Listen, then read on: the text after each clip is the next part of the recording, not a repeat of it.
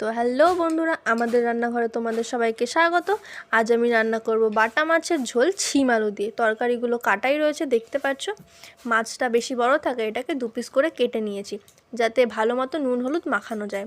এই নুন হলুদ ভালো মতো মাখিয়ে নিচ্ছি। যতক্ষণ এর ভেতরে নুন আর হলুদটা ঢুকে যাচ্ছে ততক্ষণ মাখিয়ে নিলাম।